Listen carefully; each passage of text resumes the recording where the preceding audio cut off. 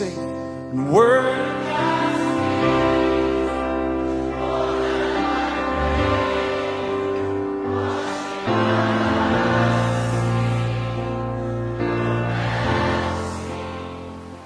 జ్ఞానమైన దేవునికి నా హృదయపూర్వక కృతజ్ఞతాస్తుతులు స్తోత్రాలు.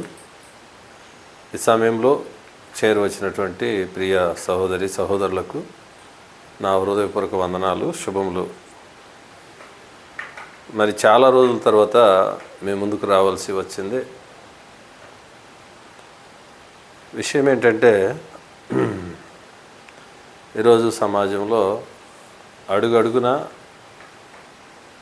ప్రతి క్షణమున మనుషులను పట్టి పీడిస్తున్నటువంటి ఒక భూతంలాగా తయారైనటువంటి మతము అనే దాని గురించి మాట్లాడేదానికి నేను ఆసక్తి చూపుతున్నాను. ఈరోజు మానవ సమాజంలో మానవుని ప్రమేయం లేకుండానే మన తలంపుల్లోకి వచ్చినటువంటి ఒక భూతము మతం. మరి నా చేతిలో ఉన్నది బైబిల్ కదా, నేను బోధిస్తుంది మతాన్ని కదా అని మీరు అనుకోవచ్చు. కానీ నా చేతిలో ఉన్నది బైబిలే, కానీ నేను బోధిస్తున్నదే మతం అని మీరు అనుకోవచ్చు. కానీ నేను బోధిస్తున్నదే మార్గం, మతం కాదు. చూడండి, జనరల్గా మనం గమనించినట్లయితే మతానికి మార్గానికి చిన్న వ్యత్యాసమే ఉంది. మతాన్ని ఎవరైనా అవలంబించవచ్చు, ఎవరైనా కూడా దాని యొక్క సంరక్షణ కొరకు యుద్ధం చేయవచ్చు. దీనికి చదువుతో పని లేదు, మరి పెద్ద పాండిత్యంతో పని లేదు. మత సంరక్షకులుగా మతాన్ని ముందుకు తీసుకెళ్లేదానికి కొందరు చేస్తున్నటువంటి పోరాటాన్ని చూసినట్లయితే వారిలో ఎక్కువగా మతాన్ని కాపాడుకోవాలనేటువంటి ఆలోచన వాళ్ళు ఎలా వస్తుందో తెలియదు. కానీ అందులో పనిచేస్తున్న వాళ్ళు ఎక్కువగా వ్యసనాలకు బానిసలైన వాళ్ళు, సమాజంలో సరైనటువంటి సాక్ష్యం లేని వాళ్ళు, కుటుంబంలో సరైనటువంటి సాక్ష్యం లేనివారు. అనగా కుటుంబంలో భార్య పట్ల, పిల్లల పట్ల సరైనటువంటి బాధ్యత నిర్వర్తించలేనటువంటి వారు ఈరోజు మతం అనేటువంటి రంగును పులుముకొని ఆ యొక్క మతం అనేటువంటి మత్తులో మనుషుల మీద దాడి చేస్తున్న వాళ్ళు చూడండి. అంటే మతానికి మార్గానికి చాలా డిఫరెన్స్ ఉందండి. మతాన్ని ఎవరైనా అవలంబించవచ్చు. దీనిలో మూర్ఖులు, జ్ఞానులు, అజ్ఞానులు ఎవరైనా ప్రారంభించవచ్చు. ఒక్కొక్కసారి మూర్ఖులు జ్ఞానుల వల్లే నటిస్తారు. చాలా సమయాల్లో జ్ఞానులు కూడా ఈ యొక్క చిన్న వ్యత్యాసాన్ని గమనించలేక అజ్ఞానుల వల్లే ప్రవర్తిస్తుంటారు. విషయం ఏంటంటే,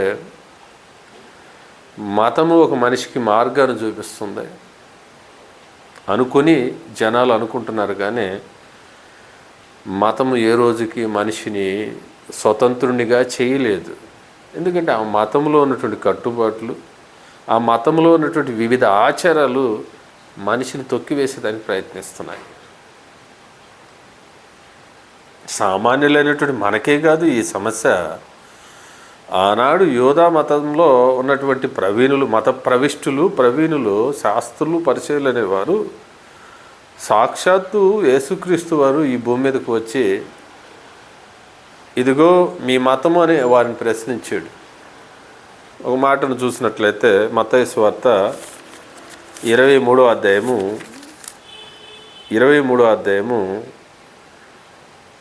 15వ వచనంలో మనం ఈ మాటను గమనించవచ్చు. యూదా మతంలో నుంచి వచ్చినటువంటి క్రీస్తే యూదా మతస్థులుగా ఈ ప్రపంచంలో ఇజ్రాయెల్ జనాంగంగా పిలువబడుతున్నటువంటి ఆ మతంలోంచి వచ్చిన క్రీస్తే, యూదా గోత్రంలో పుట్టినటువంటి ఆ క్రీస్తే మాట్లాడుతున్న ఆయన మాటల్లోనే మనం గమనించినట్లయితే మత్తయి సువార్త 23వ అధ్యాయము 15వ వచనంలో చూసినట్లయితే, అయ్యో వేషధారులైన శాస్త్రులారా, పరిసయ్యులారా, ఒకని మీ మతములో కలుపుకొనుటకు మీరు సముద్రమును భూమిని చుట్టి వచ్చెదరు. అతడు కలిసినప్పుడు అతని మీకంటే రెండంతల నరకపాత్రునిగా చేయుదురు. చూడండి, ఒకని మతములో కలిపేదానికి ఏం చేస్తారంట చూసినట్లయితే, ఒకని మీ మతంలో కలుపుకున్నట్టుకు మీరు సముద్రమును భూమిని చుట్టి వచ్చేదరు. అంటే ఇక్కడ ప్రయాసను జ్ఞాపకం చేస్తున్నాడు. సముద్రమును భూమిని చుట్టూ వచ్చేదరంటే వారి ప్రయాస ఎంత ఉంటుందంటే, ఒక వ్యక్తి భూమిని చుట్టూ వచ్చేదానికి ఎంత ప్రయాసపడతాడో అంత ప్రయాసను ఒక వ్యక్తి చుట్టూ అతను తిరుగుతాడు అనమాట. అంటే ఆ మతంలోకి మార్చేదానికి. ఒక వ్యక్తి సముద్రాన్ని ఈదేదానికి ఎంత ప్రయాస, ఎంత కష్టమో ఒక వ్యక్తిని ఆ విధంగా తన మతంలోనికి తిప్పుకోవడానికి సముద్రాన్ని ఈదినంత కష్టపడతాడు ఒక వ్యక్తి. కాబట్టి యేసుక్రీస్తు ఆ మాటను మాట్లాడుతూ, ఒకని మీ మతములో కలుపుకున్నట్టుకు మీరు సముద్రమును భూమిని చుట్టి వచ్చెదరు. అతడు కలిసినప్పుడు అతని మీకంటే రెండంతల నరకపాత్రునిగా చేయుదురు. అంటే నరకపాత్రునిగా అన్న దగ్గర నరక కుమారుడిగా చేయుదురు. అంటే మీరేదైతే అజ్ఞానంలో ఉన్నారో, మతము అనేటువంటి మత్తులో ఉన్నారో, అతని మార్చేదానికి మీరు ఏదైతే ప్రయాసపడ్డారో అతను కలిసిన తర్వాత మీరు అతని మీద అంత శ్రద్ధ చూపించరు. చూడండి, ఒక బెస్ట్ ఎగ్జాంపుల్, ఈరోజు సమాజంలో అనేక జాతులుగా, ముఖ్యంగా మన భారతదేశంలో అనేక కులాలుగా డివైడ్ అయిపోయినటువంటి ఈ యొక్క భారతదేశము మత సామరస్య దేశముగా పిలువబడుతున్నటువంటి నా భారతదేశము, జాతి వివక్షణ లేకుండా ఉన్నటువంటి మరి నా భారతదేశము, ప్రజాస్వామ్యం దేశముగా పిలువబడుతున్నటువంటి నా భారతదేశము, ప్రజల చేత, ప్రజల వలన, ప్రజల కొరకు ఎన్నుకోనబడినటువంటి ఈ భారతదేశంలో పరిపాలిస్తున్నటువంటి ప్రజాస్వామ్య ప్రభుత్వాలు ఈరోజు మతాలకు, కులాలకు మేము అతీతమే అంటున్నాయి. కానీ కొన్ని విధాలుగా ఆలోచించినట్లయితే ప్రజల మధ్యలో ఉన్నటువంటి ఆ యొక్క కుల మత భేదాలను, మతాల మధ్య ఉన్నటువంటి చిచ్చును పోగొట్టే దాంట్లో మరి వెనకడుగు వేస్తున్నాయి. ఎందుకో తెలియదు. అది మీరు బాగా గమనించండి. ఈ విషయం సామాన్యులైనటువంటి ప్రజలైనటువంటి మనం గమనించాలి. మనం మతం అనేటువంటి మత్తులో ఏం చేస్తున్నామంటే సాటి సహోదరుని ప్రేమించలేకపోతున్నాం. సమాజంలో ఉన్నటువంటి తక్కువ వర్గాల వారిని చెయ్యూతిచ్చి పైకి తీసుకురాలేకపోతున్నాం. అగ్రవర్ణాలుగా ఎవరైతే మరి పిలువబడుతున్నారో వారు ఏం చేస్తున్నారంటే సమాజంలో అణగారిన వెనకబడినటువంటి బలహీన వర్గాలను త్రొక్కివేస్తున్నారు. అనగా మతం ఇది బోధిస్తుందా? యూదులు చెప్తున్నటువంటి వాళ్ళ మతమే అది బోధిస్తుందా? బోధించలేదు. యూదులు ఏదైతే వాళ్ళు పాటిస్తున్నారో అది వేరు, గ్రంథంలో ఏది చెప్పబడిందో అది వేరు. గ్రంథంలో ఏం చెప్పబడిందంటే చూడండి, నీ దేవుడైన యెహోవాను ప్రేమించవలను. అది ఎలా ప్రేమించాలంటే పూర్ణ హృదయంతోనూ, పూర్ణ మనసుతోనూ, పూర్ణ ఆత్మతోనూ, పూర్ణ శక్తితోనూ, పూర్ణ బలముతోనూ, పూర్ణ వివేకముతోనూ నీ దేవుడైన యెహోవాను ప్రేమించవలను అని చెప్పబడింది. అటువలే నిన్ను వలే నీ పొరుగువాని ప్రేమించడం నేర్చుకోమని చెప్తుంది గ్రంథం. ఇది ఏదైతే మతంగా అవలంబిస్తున్నటువంటి యూదులు పాటిస్తున్నటువంటి మతం ఉందో ఆ మతంలో ఉన్నటువంటి ముఖ్యమైనటువంటి ఆజ్ఞ. మరి దేవుని ప్రేమించటం నేర్చుకోవాలి అంటే కనిపించిన దేవుని ప్రేమించటం నేర్చుకోవాలి. నీ ఎదుట కనిపించేటువంటి నీ శరీరాన్ని, నీ అవయవాలను ప్రేమించటం నేర్చుకోవాలి. అనగా నీ శరీర అవయవాలను యొక్క వ్యసనాలకు బానిసలుగా చేయకూడదు. చూడండి, గుండె ఎంత రక్త ప్రసరణ చేస్తుంది, కిడ్నీ మరి ఎంత రక్తాన్ని వడకడుతూ నీలో బ్లడ్ని ప్యూరిఫైడ్ చేస్తుంది, నీ లంగ్స్ ఎంతగా గాలిలో ఉన్నటువంటి మలినాలను అవి ఆ వ్యర్థ పదార్థాలను తీసివేసి స్వచ్ఛమైన గాలిని, ఆక్సిజన్ను నీకు అందిస్తుంది. ఇటువంటి సిస్టాన్ని నువ్వు వ్యసనాలతో, తాగుడు, మద్యము, ఈ యొక్క ధూమపానము, రకరకాలైనటువంటి ఆహారపు చెడు అలవాట్ల వలన ఈ ఆరోగ్యాన్ని పాడు చేసుకోవడం నిన్ను నువ్వు ప్రేమించుకోవడమా? కాదు కదా. కాబట్టి నిన్ను నువ్వు ప్రేమించుకోవడం అంటే మొట్టమొదటిగా దేవుని ప్రేమించాలి. దేవుని ప్రేమించడం అలవాటైన నీకు నీ శరీర అవయవాలను, అయ్యో నా గుండె, సిగరెట్ తాగితే నా గుండె ఏమైపోతుంది? పాడైపోతుంది. మరి నీ గుండెని ప్రేమించిన వాడివైతే సిగరెట్ తాగుతావా? తాగవు. అయ్యో నా మూత్రపిండాలు, ఇవి మద్యపానముతో నా మూత్రపిండాలను ఆ రక్తంలోకి వ్యసనాలను అంటే మలినాలను పంపించడం వలన నా మూత్రపిండాలు మరి పనిచేసి వడగట్టి అలసిపోతున్నాయి. ఒక రోజుకి మన మూత్రపిండాలు ఎన్ని లీటర్ల నీటిని వడగట్టే సామర్థ్యం ఉందో తెలుసా? 60 లీటర్లు. 60 లీటర్ల బ్లడ్ని ఒక రోజుకు పంపింగ్ చేయగల సామర్థ్యము మన మూత్రపిండాలకు ఉంది. క్లీనింగ్ ప్రాసెస్ని చేయగలవు అవి. అటువంటి సామర్థ్యం ఉన్నటువంటి మూత్రపిండాలు కుచించుకుపోయి ఇంత అయిపోతున్నాయి. ఎందుకు? మన చెడు వ్యసనాలు. చూడండి, అయ్యో నా గుండె కవాటాలు ఈరోజు బలహీనమైపోతున్నాయి. ఎందుకు? మనం తాగేటువంటి ధూమపానము, ఆ పొగ లోపలికి వెళ్ళి ఆ కవాటాల మధ్యలో ఆ యొక్క మసి పేరుకుపోవడం, రక్తనాళాల్లో ఆ మసి పేరుకుపోవడం, రక్తం ఫ్లోటింగ్ తగ్గిపోవడం, బీపీ హై లెవెల్ అయిపోవడం, ఇవన్నీ కూడా మనకు మనం చేసుకుంటున్న నష్టం కాదా? ఒకసారి గమనించండి ప్రియులారా. ఇంతంత నష్టాన్ని మన శరీరానికి చేస్తూ నువ్వు నీ శరీరాన్ని ప్రేమిస్తున్నావు చెప్తే అది అబద్ధం, పచ్చి అబద్ధం, మోసం, నీకు నువ్వు చేసుకుంటున్నట్టు మోసం. కాబట్టి దేవుని ప్రేమించటం తెలియలేదు కాబట్టి, నువ్వు దేవుని ఆజ్ఞకు లోబడలేదు కాబట్టి మద్యపానం, వ్యభిచారం, ధూమపానం, ఇవన్నీ కూడా దొంగతనం, నరహత్య, వీటన్నిటికీ పాల్పడుతున్నటువంటి ఈ శరీరం. ఇవన్నీ చేయడం వలన నీ పొరుగు అని ప్రేమిస్తున్నావు అనుకుంటున్నావా? జారత్వము, వ్యభిచారము, పొరుగువాని భార్యను ఆశించటంలో నీ పొరుగువాని ప్రేమించటంలా నీ పొరుగువాని భార్యని ప్రేమిస్తున్నావు. అది తప్పు. పొరుగువాని ప్రేమించడం అంటే పొరుగువాని భార్యను కూడా గౌరవించాలి. ఒక సహోదరిగా, ఒక చెల్లెలు, ఒక హోదాలో గౌరవించాలి. అది ఆమెను ప్రేమించడం అంటే, నీ పొరుగువాని ప్రేమించడం అంటే. కానీ నీ పొరుగువాని యొక్క ఏ వస్తువునైనా నువ్వు ఆశిస్తున్నావు అంటే అతనికి నష్టం కలిగించినప్పుడు నువ్వు అలా ఎలా ప్రేమిస్తున్నావు?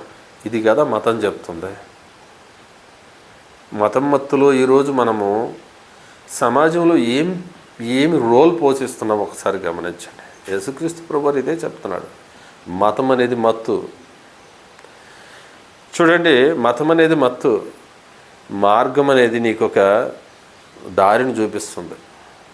నువ్వు నడవలసినటువంటి త్రోవను అది డిసైడ్ చేస్తుంది. అందుకే చాలామందికి ఈరోజు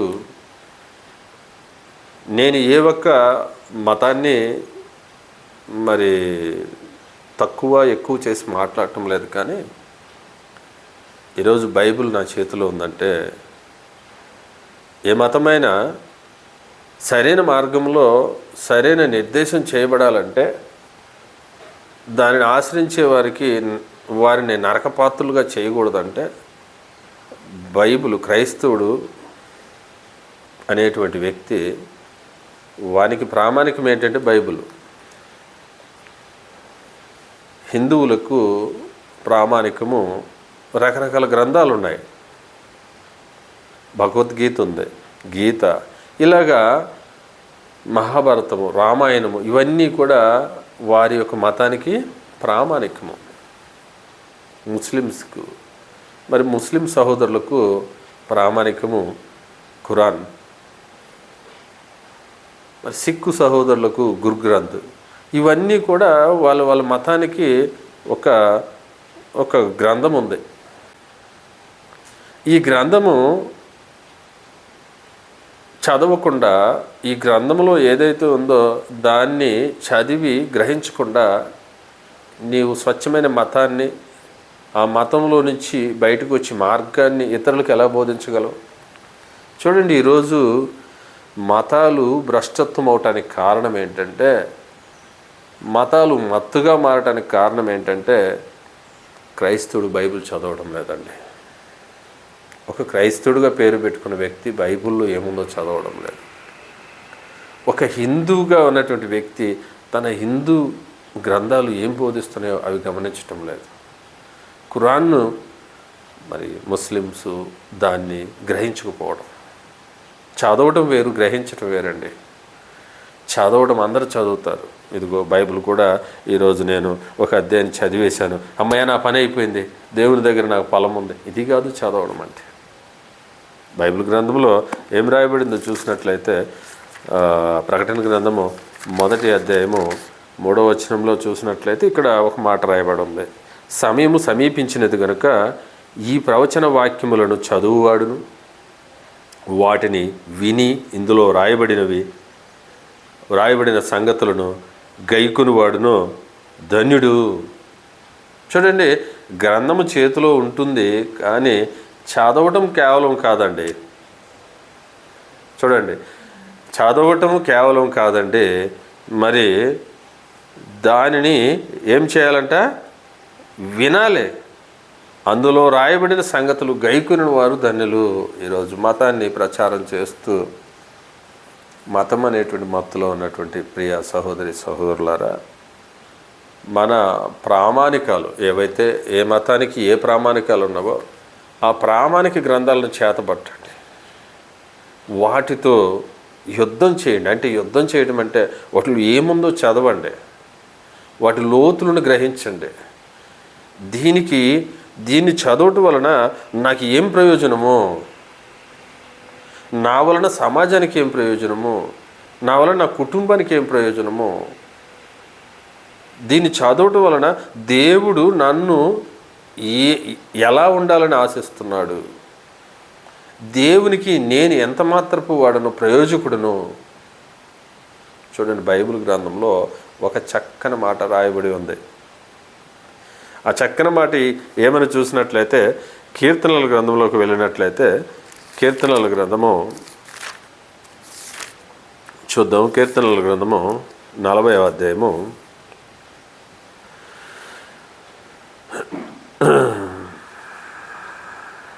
40వ అధ్యాయము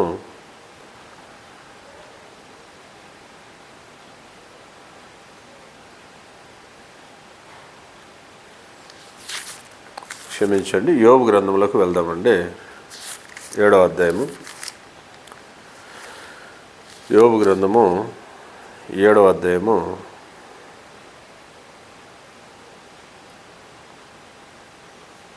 ఒక మాట ఇక్కడ రాయబడి ఉంది, దానిని మీకు చూపించేటువంటి ప్రయత్నం చేస్తున్నాను.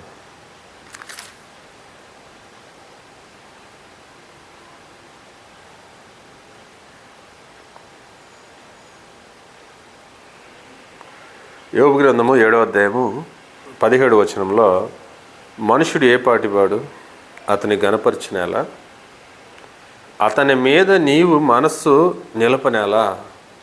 ప్రశ్న అండి. గ్రంథము బోధిస్తుంది మనుషుడు ఏ పాటివాడు అంటే మనుషుని యొక్క విలువ ఎంత,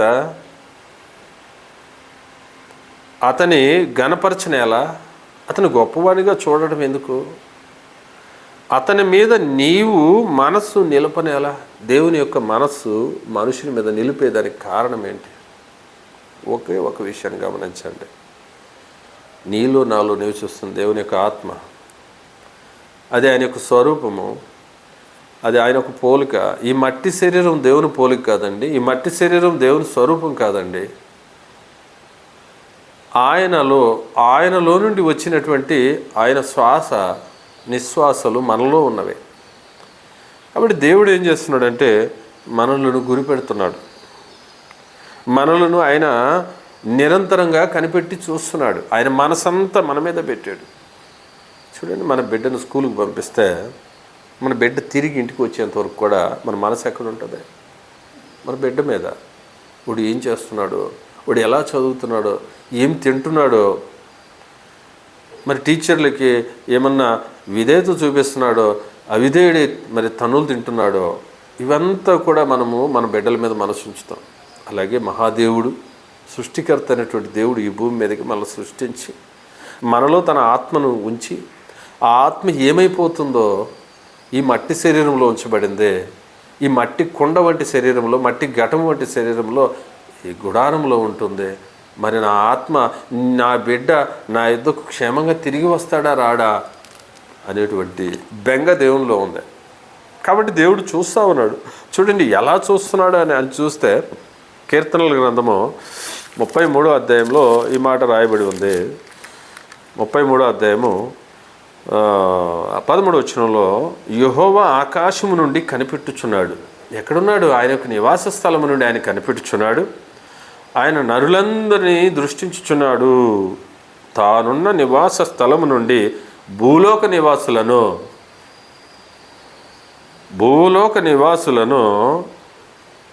చూడండి అందరి వైపు ఆయన చూచుచున్నాడు. ఇది ఆయన యొక్క మనస్సు ఎవరి మీద ఉందంటే మన పైన. మరి సృష్టికర్త అయినటువంటి దేవుడు నీ పైన తన మనస్సును ఎందుకు నిలిపాడు?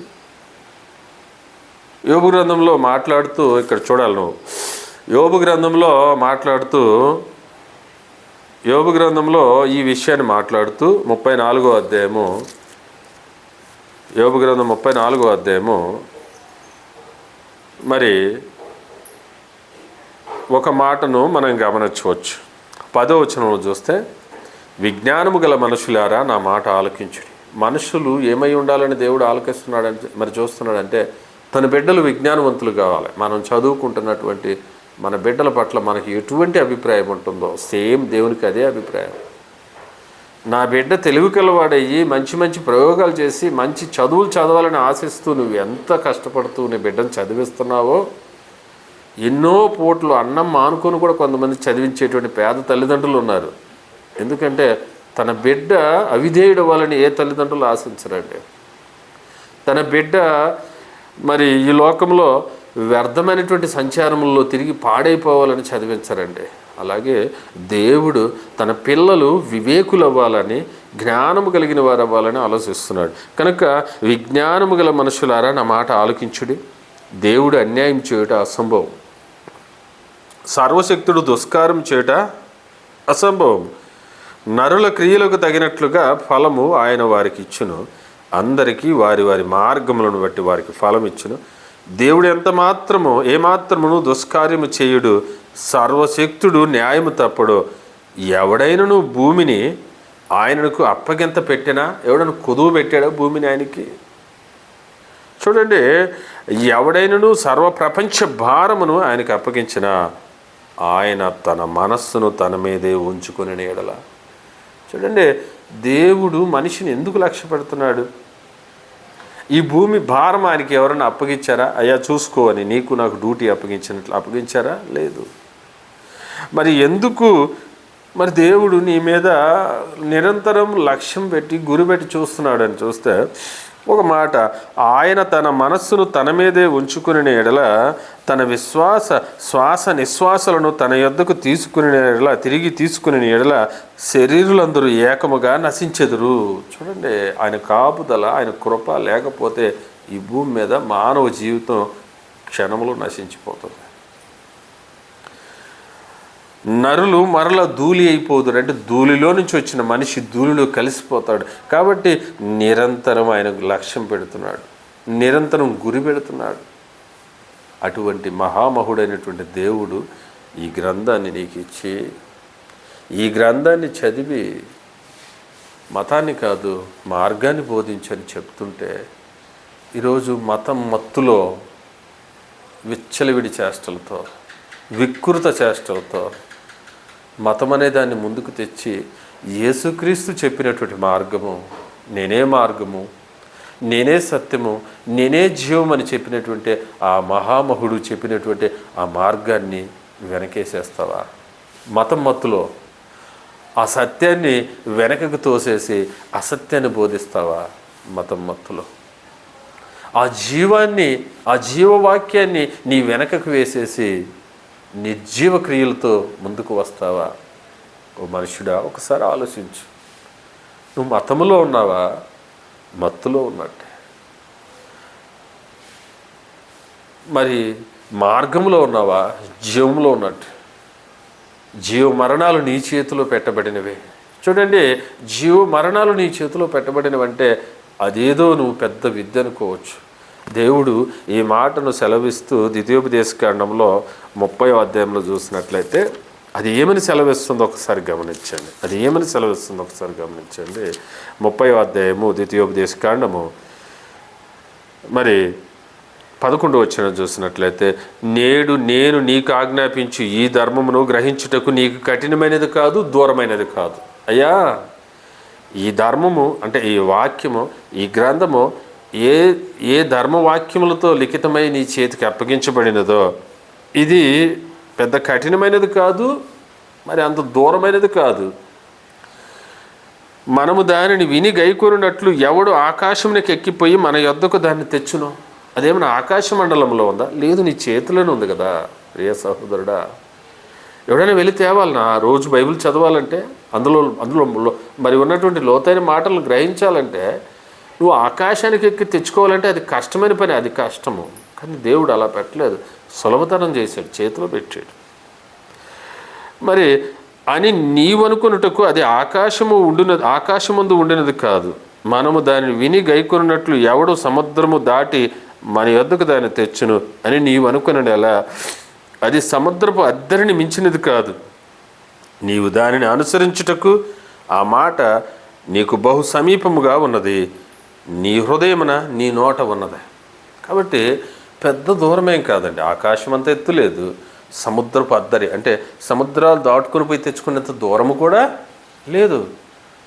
అవి ఎక్కడున్నాయంటే ఆ ధర్మవాక్యాలు గ్రంథాన్ని చదివితే అది ఈరోజు నీ హృదయంలో ఉంటుంది, నీ నోటికి దగ్గరగా ఉంటుంది. కనుక ఇటువంటి గ్రంథాలను చదవకుండా మనము మతంలో తిరిగితే ఈ మతము మనలను సరైనటువంటి యొక్క మార్గములో నడిపించలేదండి. ఒకని ఎదుట సరైన మార్గముగా కనపడు మార్గము కలదో తుదకది మరణమునకు తారితీస్తే ఎవరు దానికి బాధ్యులు?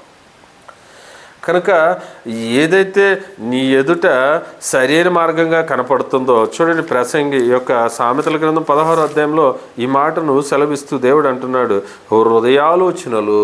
సామెతల గ్రంథం 16వ అధ్యాయము 1వ వచనంలో, హృదయాలోచనలు మనుషుని వశము.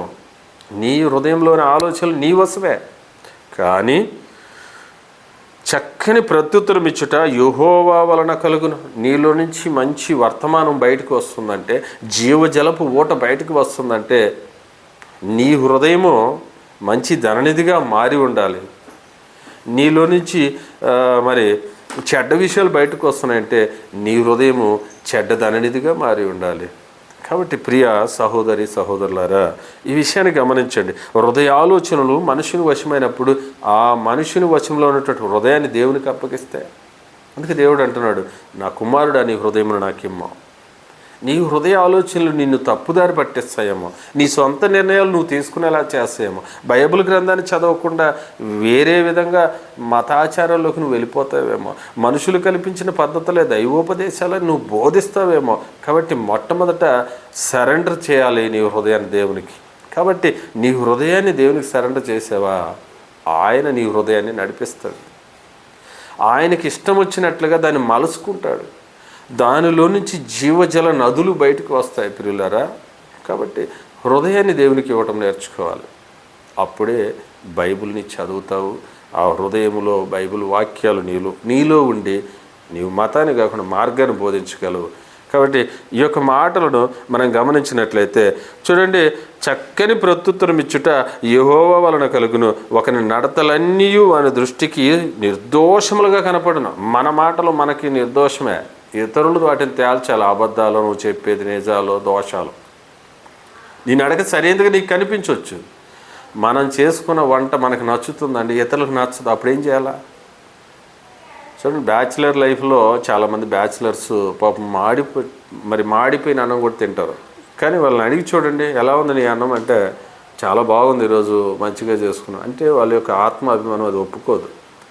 కాబట్టి మనుషుని యొక్క ఆలోచన మాడిపోయిన అన్నం తిన్నా కూడా వాళ్ళ యొక్క ఆలోచన ఎలా ఉంటుందంటే అది కరెక్టే అనుకుంటారు. కాబట్టి ఇక్కడ నీ ఆలోచన కాదు కానీ దేవుని ఆలోచనతో, దేవుని యొక్క తలంపులతో నువ్వు జత కట్టాలంటే బైబిల్ చదవాలి. ఇదే నీకు ప్రామాణికం.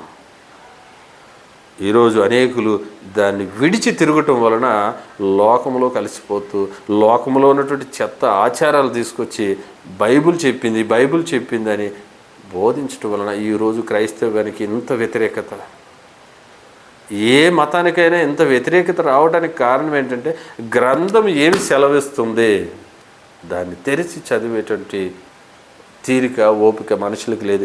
ఈజీ థింకింగ్కి అలవాటు పడిపోయారు, సొంత ఆలోచనలకు అలవాటు పడిపోయారు.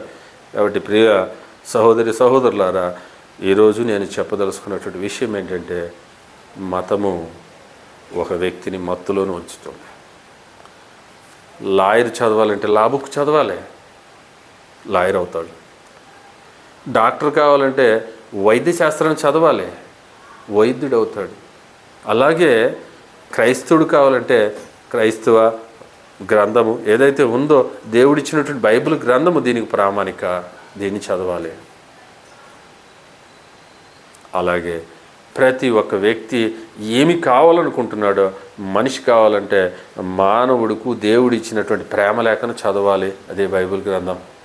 ప్రేమ సమస్త విధములైనటువంటి దోషములను కప్పును, ప్రేమ అన్ని విషయములలో శ్రేష్టమైనదిగా చెప్పడం జరిగింది. కాబట్టి బైబిల్ బోధించే సత్యము ప్రేమ. Thank you. God bless you.